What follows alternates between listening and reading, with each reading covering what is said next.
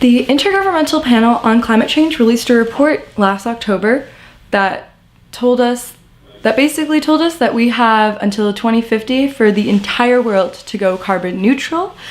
Otherwise, we might see a rise in temperature above 1.5 degrees above pre-industrial time, which is a huge deal. This is a massive feat. The entire world has to go carbon neutral. And because of which, a lot of universities and institutions have set carbon neutrality goals, a lot of them by 2050. My article will be discussing the obstacles in setting goals like this for a university. What are the obstacles in achieving these goals? What's the feasibility? Can they do it in time? And also, is it the best way that they can create environmental impact? My name is Heena, and I am a senior mechanical engineering student at the University of Michigan with a concentration in energy. I have an extensive network at this university because of my involvement in many environmental organizations. I also have a background in podcasting, which has come in hand for this assignment.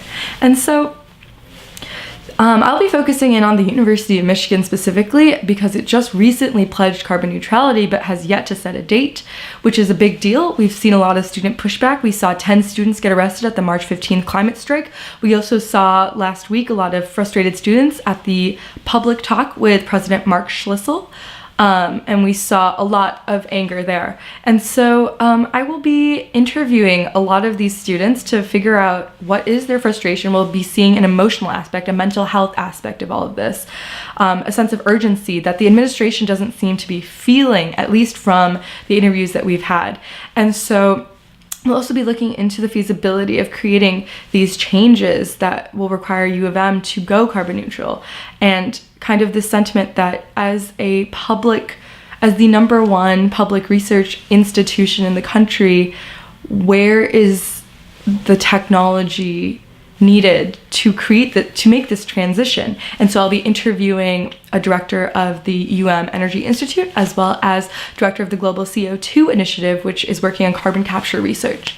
And lastly, I want to touch on the fact that carbon neutrality is not the only way that a university can make impact. This University of Michigan has about $12 billion invested into has $12 billion in its endowment, and $1 billion of those dollars is invested into fossil fuel companies, which is a huge deal. And if we can divest, we can make even more of an impact. The story is unique because it has the potential to contain, to shine a light on the power of universities, especially those in the Big Ten, and the power they have to create environmental change, balanced by technological and administrative obstacles they face, as well as pushback from students. I will be incorporating a lot of different photos from these events in the past semester, as well as recordings and clips from the climate strike and interviews. I hope you'll consider telling this very important story.